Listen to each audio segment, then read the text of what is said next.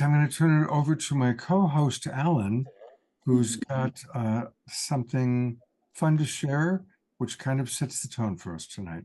Take it away, Alan. Well, thank you, Scott. Yes, if people aren't familiar with what's been going on since November, basically, there's been, I call it invasions, people call it a swarm. It's a presence of drones. It started over New Jersey. I'm going to do a little screen share here. Does that come up on your screen, Scott? Yes, although, yes, it does. It's not, is that better? Is that the whole screen? That's better. Yeah, that's better. All right. This is where drones have seen all the red spots over the country itself. And then this is also started here in New Jersey. This is a November map. There's been at least 5,000 of these. Some look like planes, some look like just triangular lights, some look like plasma. So this is a little clip from a couple of different television stations and videos from Instagram. Various drones have been popping up in the night sky over New Jersey. This is a video of the Morris County drones with characteristic triangle lights. Residents sharing eerie videos like these on social media. Mike Walsh says he's been seeing them since mid-November. They kind of sound like a helicopter, depending on how big they are, is how loud they are. There's red and green lights on either side of them. He reported them to local police, but has not received any explanation. Other residents say the drones seem to fly in coordinated groups, appearing every night except Thanksgiving, and disappearing as soon as the sun comes up. Just looked out the window at 6 o'clock, and there were 7 or 8 hovering right near my home. It's a complete violation of privacy and unnerving. I couldn't sleep last night. Authorities saying there's no known threat to public safety, but residents have stayed on alert. Look at that. Look at that. He is spraying the sky again. Bro, this is fucking crazy, man. Look at this guy.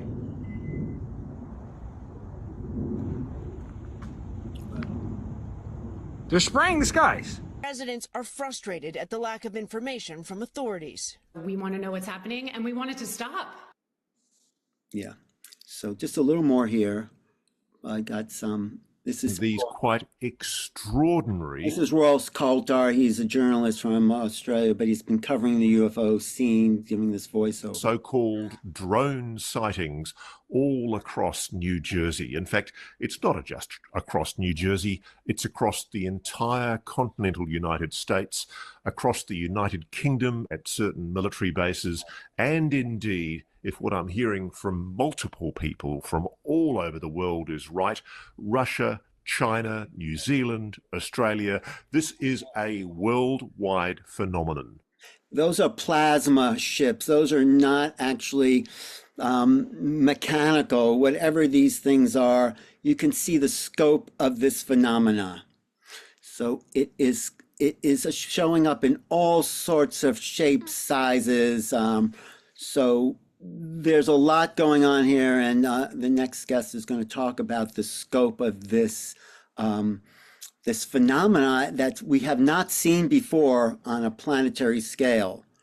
Here's some other drone shots. These drop down. Oh, this is, I think, Vietnam, maybe.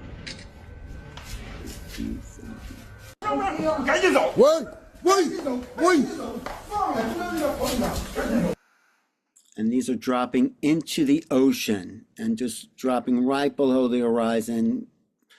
And nobody knows what's going on. That's the big surprise here. We'll get to the political part in a little bit, but just how is that, Scott? Does that give a kind of good overview? Oh, yeah. Good job pulling those together. And let's hear what Steve has to say about it all. Let me just introduce Steve as person who's been, he's a Washington lobbyist for UFO Truth. He's been talking about the Truth Embargo, I'd say, for the last 30 years, especially on this topic, going back to Roswell 1947 and how it's progressed. And Steve, we are at a new juncture in the UFO UAP history. So tell us what you make of the whole thing. Let me try to put this into a context that's kind of appropriate for the program and your audience. So I'm going to start at year 1900. Starting in 1900, this is the turn of the 20th century, beginning of the 20th century. We went through an intellectual worldview change, extraordinary, almost nothing quite like it in history.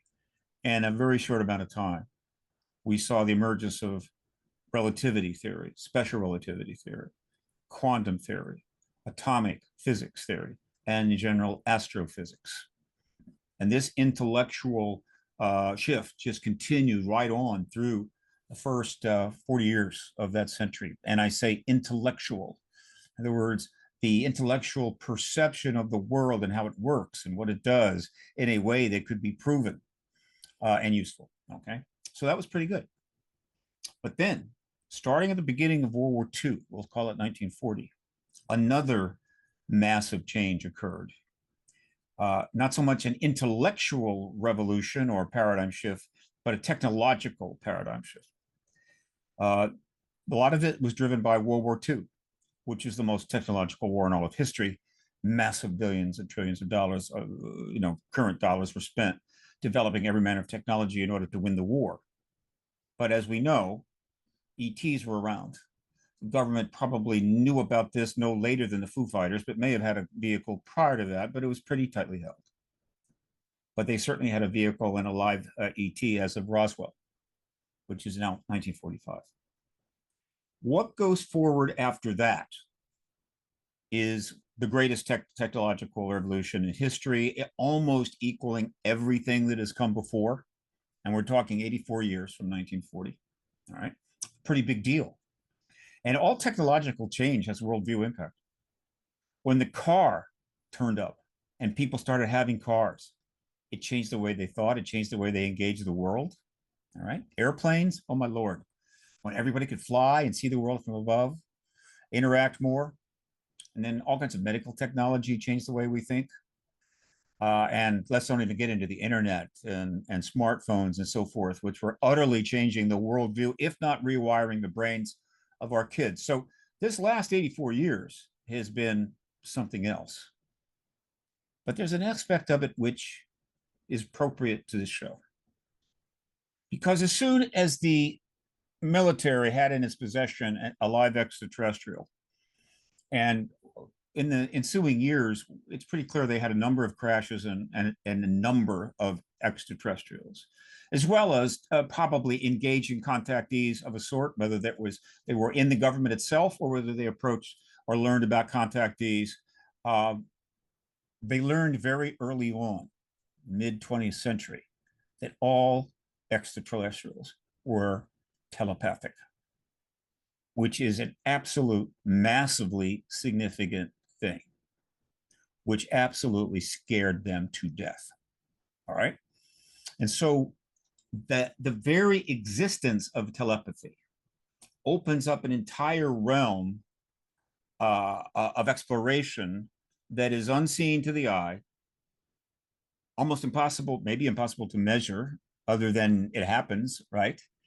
And led to a great deal of research into what we'll call the psychic world and so forth, precognition, what do they call it? Psychokinesis, remote viewing, and so forth, which obviously is a pretty esoteric areas. But they were all being done by our government in secret. They classified all of this, primarily because there was this kind of connection to the ET reality and what they knew, with telepathy being, I think, the most significant component. At the same time, there was an effort to try to explore these realms in the public domain. The government didn't encourage this. A paranormal program developed at Duke University. There was a pretty significant program that developed at Princeton, and that was kind of out there. And of course, there were contactees. They were having these experiences, whether they were talking about it or not. So let's just say after Roswell, this other extraordinary aspects of the world was starting to seep in to the consciousness of more and more people. Meanwhile, of course, the ET hard wired phenomena was going on, and sightings were being seen, and they had crash vehicles, and they're doing engineering, which re-engineering would certainly help to create this massive technological revolution. All right. But they didn't want these areas engaged. And so they did not help. They weren't putting billions of government dollars into public programs to engage the idea of telepathy or psychokinesis or any of this stuff. Leave it to the general people. And the general people got into it.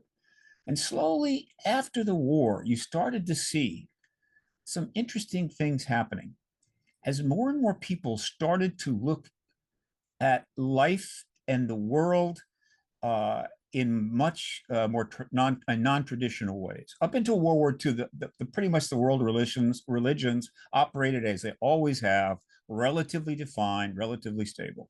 After the war, things started changing pretty quickly. By the 1970s, even in the 60s, you saw this kind of happening. If you look at the sexual revolution, the hippies and so forth, they were operating in another place. Psychedelic drugs kind of helped there, but psychedelic drugs were basically a higher form of technology operating in a brain at the point we didn't really know. The New Age phenomena developed, a term that referred to people that saw the world as a new age in a new way and were prepared to explore a whole range of things that, by and large, mainstream world didn't want anything to do with. And that has continued. But as I pointed out, the government didn't want it. Ultimately, they shut down the DO program, so it went private. They shut down the Princeton program. They did everything they can to keep all of the research inside, private as long as they could, secret. Of course, the remote viewing stuff eventually leaked out. Right? We started learning about this. And so that is kind of the background that is somewhat not talked about much. That it's not just about hardware, saucers, star-to-star travel, right? And whatever tech they have, which we have gotten and are re-engineering.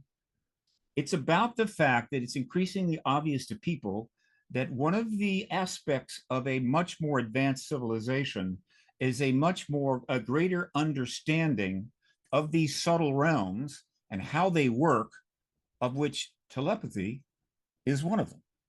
All right. And so that's all been pretty cool. And so it's not surprising that in the late 70s, the New Age movement, with all of those interesting explorations into the subtle and the esoteric, kind of married up with the UFO movement. One, they had open minds, and it was like, hey, we're open to anything. Come on. The UFO people desperately needed places to speak, to make some money, to get the word out. And so before you know it, at every one of these conferences, consciousness, New Age, whatever, there would be people talking about this issue. And that actually solidified for decades until it became ingrained. We're about to have an example of that in about 4 weeks at the Conscious Life Expo, which has been an example of this for, I don't know, 20 some years. So you have these two things running together. Okay, fine. And so with that as background, let me talk about two things. One, if you haven't already found them, you've got to go find the telepathy tapes. It's easy to just Google telepathy tapes. It's that simple. The telepathy tapes. And these emerged out of the work of Diane Hennessy Powell, a highly trained psychiatrist who used to teach at Harvard. In fact, when she taught at Harvard, her office was 2 doors down from John Mack's. And she started, well, she's been doing a lot of things her whole life into a whole range of areas. Go to her website, DianeHennessyPowell.com, and definitely check out the bio. But one of her specialties was savant people, which is very interesting. Everybody knows that. There can be extraordinary. Everybody knows that. They're part of the artistic spectrum. Most people know that. One thing not enough people know is that the increase in on the spectrum autistic children is exploding. Boom. At the rate it's going, if it continues, 1 out of every child will be autistic or a savant or a savant autistic or autistic, whatever, which is, I don't know what to make about that. The government has nothing to say about it, doesn't want to talk about it, don't even need it. Even the national health groups, I don't want to talk about it. She engaged it for 15 years. And lo and behold, in that work, she discovered something rather extraordinary. It turns out that she was able to determine beyond any reasonable doubt that certain kids on the spectrum, savants, deep, could telepathically communicate with others, particularly like a mother, right? But in some cases with a non-relative. And she just worked on this and worked on this, and kind of privately. It wasn't really out there much as far as I know, because again, you talk about UFO research, right? Which for years was like, are you out of your mind? Well, a telepathy researcher not going to get major grants from the government or Harvard. So she worked in San Diego. Eventually, she went up to Medford, one of the great places in the country, where she continued to work on this. It finally got to the point where she wanted to go public. And so what she did was, with the aid of Kai Dixon, she filmed a substantial number of interviews with these children and demonstrating this telepathic power. And this is being done for a documentary, which probably is going to come out this year at some point. It's going to be quite a documentary. All right. But they did something very smart and appropriate.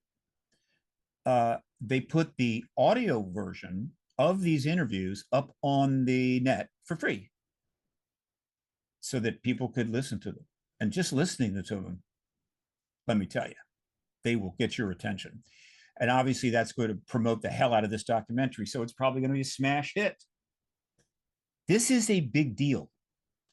The confirmation of telepathy, even if it's just in extraordinary children like savants, is a huge ontological shock for every government in the world. Because, and I was told this 20 some years ago, when you're looking for excuses as to why this truth embargo is so tenacious, so relentless, conducted at any cost, right? To almost any measure, hopefully not too far. We are a good country, supposedly. Why? Well, I knew kind of why. There's some fairly straightforward reasoning, but I was told years ago, one of the reasons they simply have to embargo this is they know if they confirm the extraterrestrial presence, they confirm contactees. And if they confirm contactees, that confirms telepathy, at least between humans and extraterrestrials, all the extraterrestrials, very notable, all right? And once it's been confirmed in the public arena, untold billions of dollars will come in from researchers and billionaires and whatever to study it properly. A million times more than, say, Duke was ever to do. And before you know it, they've discovered kind of how it happens, maybe the genetic aspect of it. And the next thing you know, you've got a pretty substantially telepathic citizenry. And I can tell you, nothing puts the fear of God into an authoritarian person or authorities like a telepathic citizenry that is able to read your mind and thus understand and determine every lie you make. So, and it's just in general. That's a whole nother world, right? It is a paradigm shift, probably even bigger than the paradigm shift to acknowledging ET presence. Mm. And in that regard, I would like to mention that we have been very fortunate in that we have secured Dr. Diane Hennessy Powell to be a CITD featured speaker at Contact in the Desert, May 29 to June 2. She will certainly do a couple panels and a lecture. She may do a workshop and an intensive. We'll see. It's up to her. And so I'm very happy about that. I was able to secure that. So with that kind of as a prelude, okay, there's something else going on. And that, of course, is the political process of ending the truth embargo that has suppressed all the information about the ETs to the extent that they possibly could, the technology, the bodies, all the re-engineering, all the learning, all the intellectual stuff, all of that. And of course, the truth of the telepathic nature of advanced beings, which apparently seems to be a fundamental in the universe, sort of like, the laws of physics, right? Every planet has the same law of gravity. It would seem, given we have 5 or 6 species here, all telepathic, that you can't get sentient without eventually getting telepathic. It seems to be a manifestation of of sentience itself once it has developed a little further. Or once you're further advanced, particularly in the area of genetics, it's possible to do little, how would you say, CRISPR cutting and put a gene here and a gene there, and voila, you have a nice radio that could send and receive. I don't know, but it's a big deal.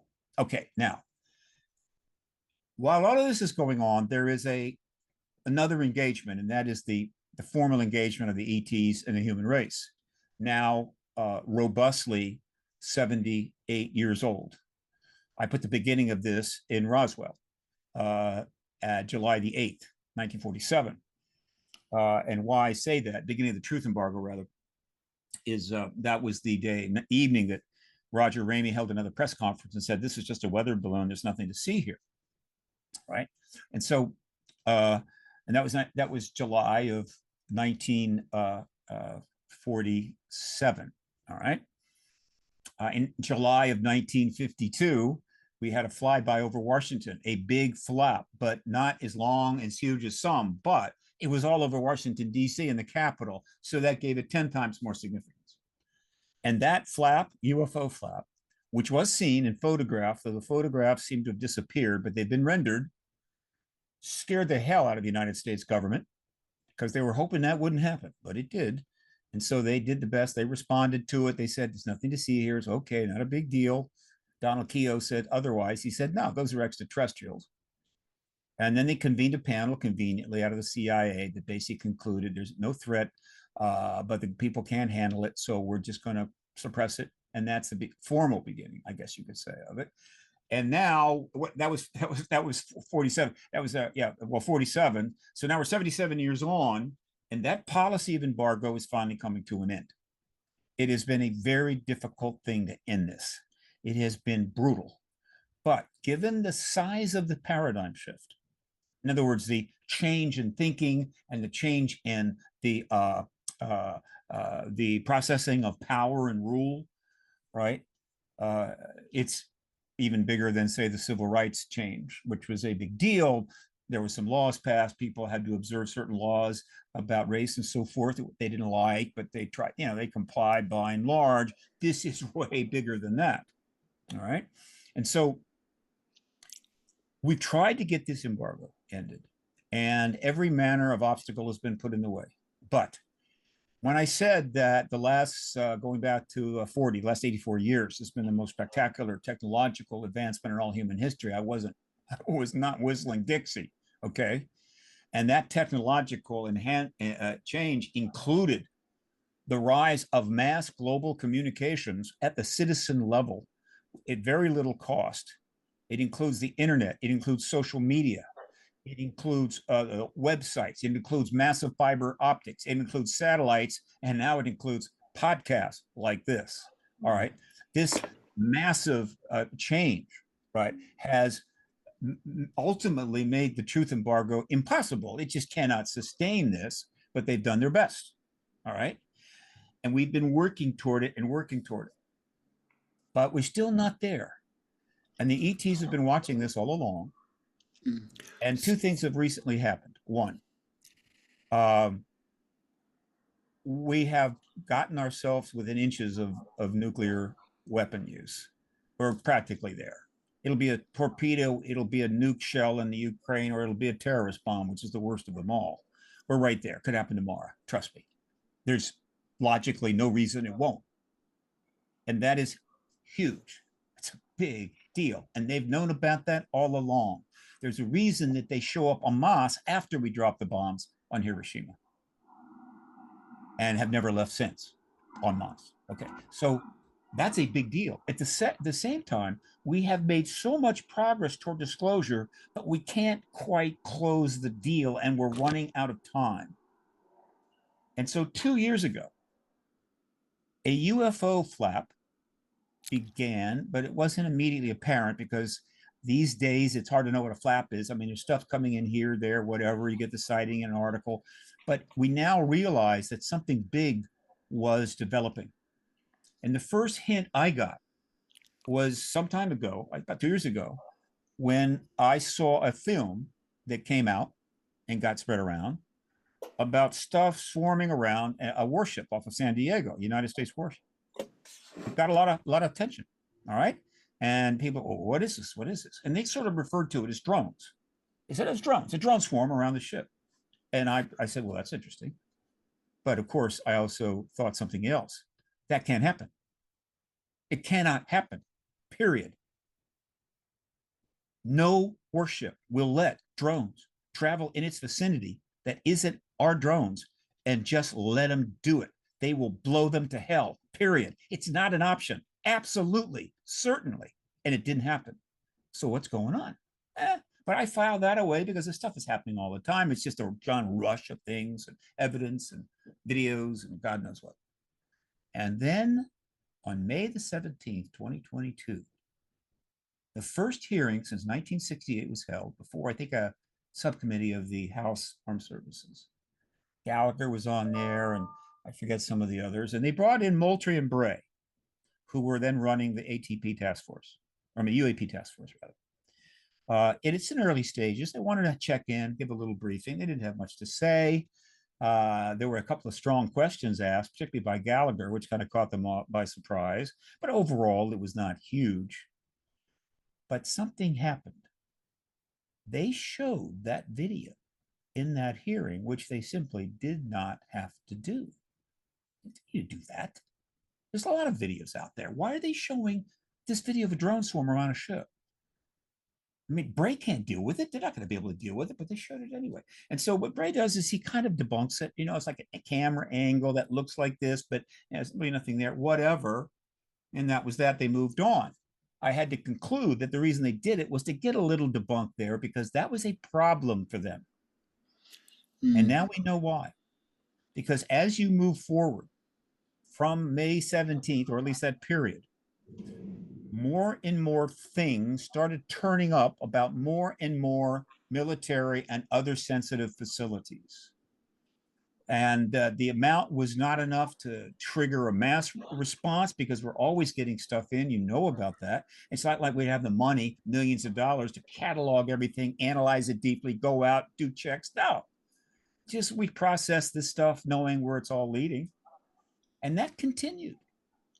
And then, of course, the disclosure process was underway at the time, making some progress with some setbacks. And then the war in the Ukraine getting worse and worse and worse, the threats growing and growing. And then the Middle East completely blows up, sky high. And all of a sudden, a few months ago, all hell broke loose. Right.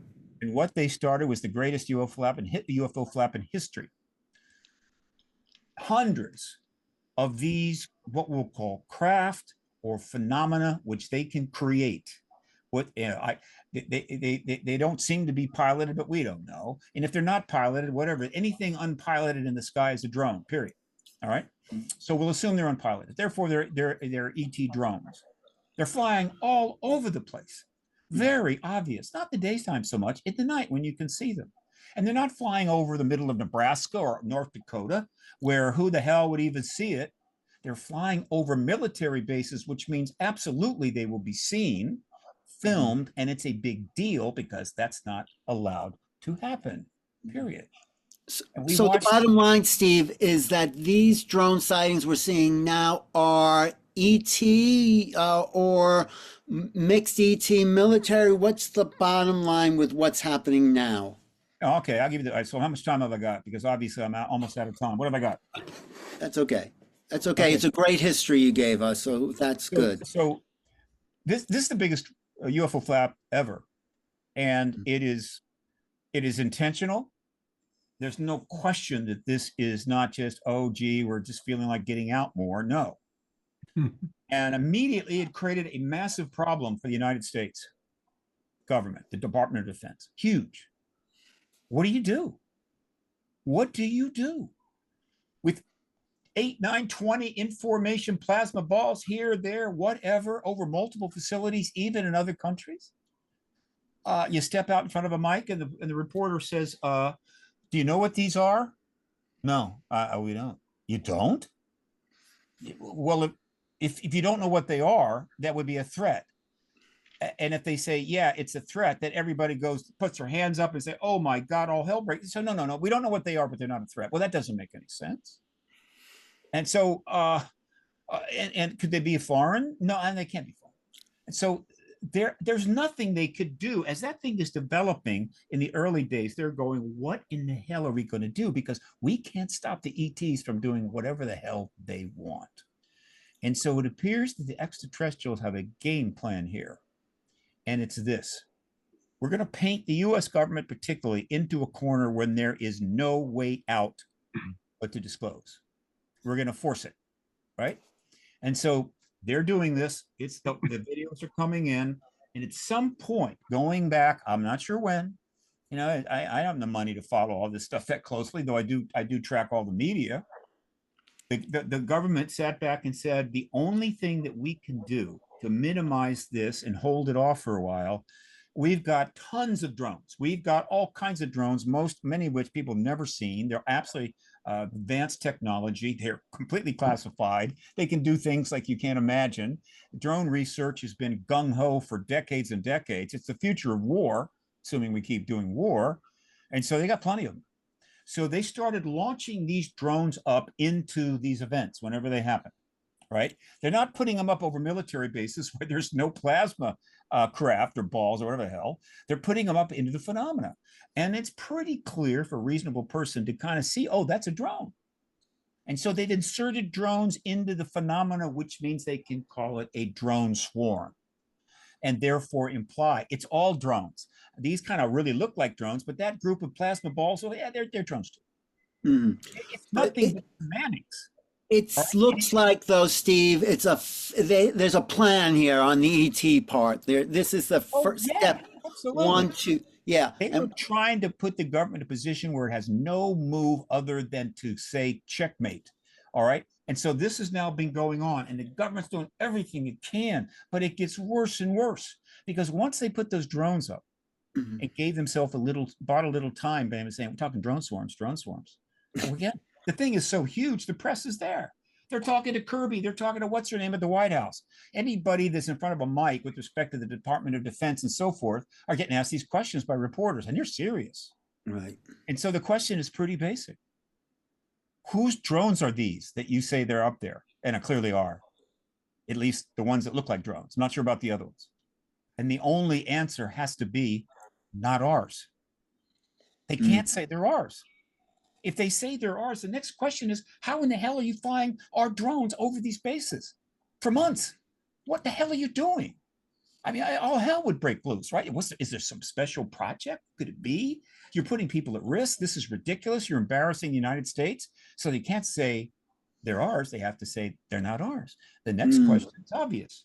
If they're not ours, are they other nations? They can't say yes. Next question is, wait a minute, you're saying that there's hundreds of drones from other nations, maybe even China and Russia, flying over our military bases, and you're doing nothing? You're not shooting them down. You're not trying to capture them. You're not even sending up crap, by and large, with the odd exception. You can't say another nation, so they say no, not another nation, which is logically absurd. Right.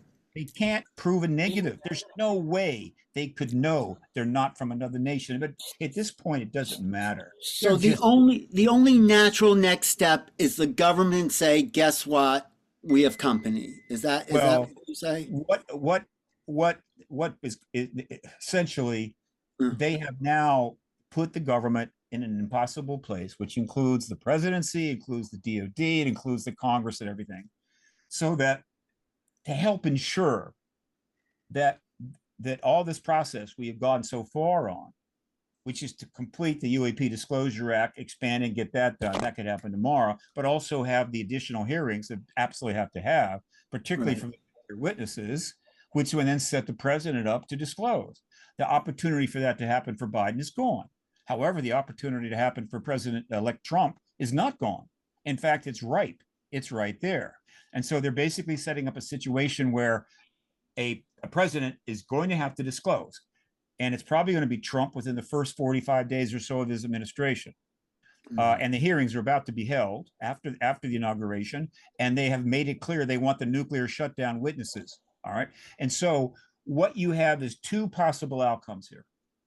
Either the new president will go to the Republican-controlled Senate Intel Committee and say, look, you got to get that hearing done, and that we really should have done some time ago. Let's get those witnesses in, big deal, whole week, get the hearing done, set the stage, and then he can walk out and say, look, we're not alone.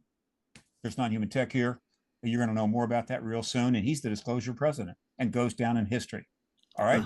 The other way it can happen, and realistically could happen, is unlike any other president we've ever seen. This is a president that will do whatever he wants.